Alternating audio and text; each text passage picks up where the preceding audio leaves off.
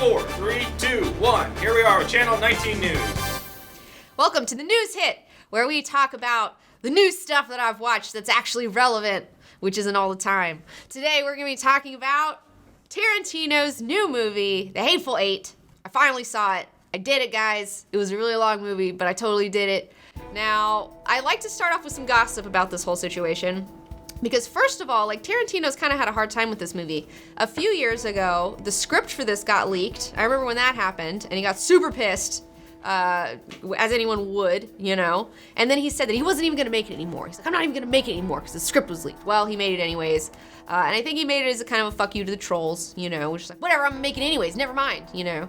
And then another thing that happened to him that was kind of a bummer is that he specifically made this movie because he had a dream of showing it in the Cinerama Dome in Hollywood, at the ArcLight Hollywood. And the Cinerama Dome is kind of like a historical place. 2001 was shot for Cinerama Dome. It's like Cinerama was the thing before IMAX was the thing.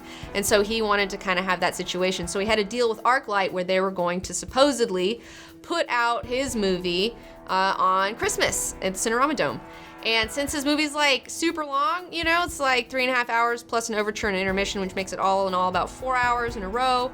That's a lot of time. You can't have that many showings with that movie in the dome.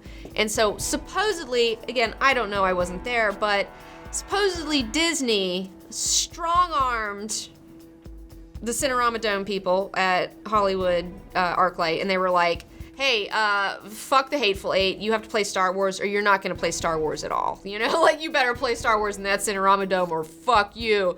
And so Cinerama Dome was like, fine, and so Quentin Tarantino got super butthurt about it. So that sucks. But he is playing it at his own theater that he owns in town, the New Beverly Cinema. I've been there. I enjoyed Exorcist 3 there on my birthday a couple years ago. It was awesome. So yeah, that sucks. Sorry, Quentin Tarantino, that was a bummer. What was the movie about? So on to the movie. So the movie is about, you have this dude, Kurt Russell, Ruth, and he's a bounty hunter, and he has a bounty with him. He's keeping her alive. Her name is Daisy Domergue. She's played by Jennifer Jason Leigh, who I really love, and I'm so excited to see her back. She's such an amazing actress. I followed her work for a long time. Love you. You're so good, girl.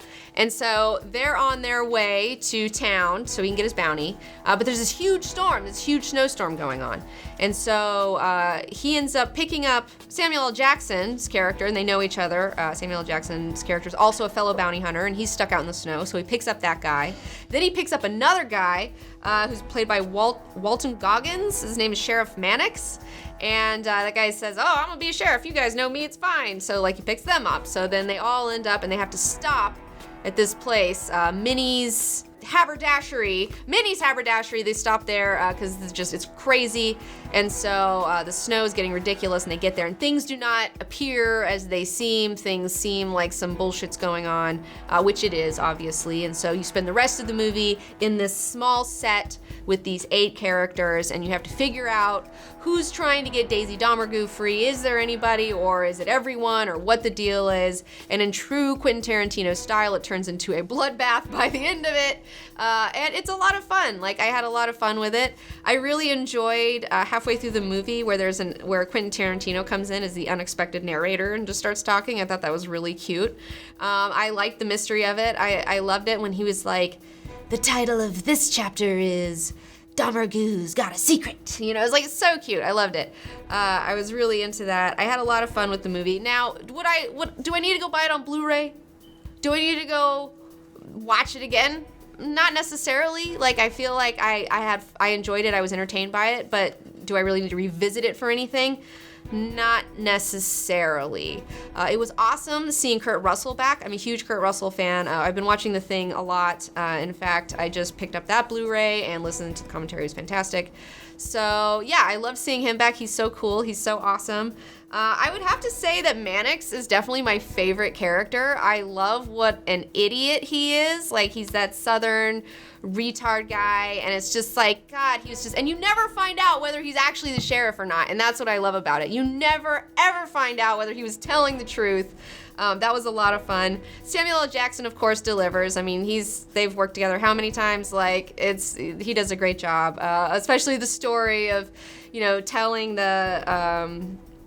telling Bruce Dern's character, the general, about how he killed his son after he made his son suck his dick. You know, it's like that was obviously like a really great story. It was really well done. And also just love seeing Bruce Dern. I love him. He's a great old dude. I loved him as Rumsfeld in The Burbs, which is like one of my favorite movies. So yeah, I was really excited to see him. Tim Roth, also good. Madsen, as always.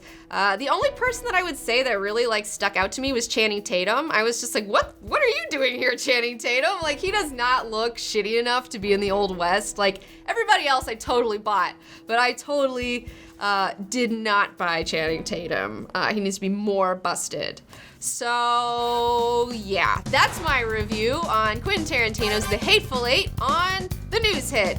Good night, America and the internet.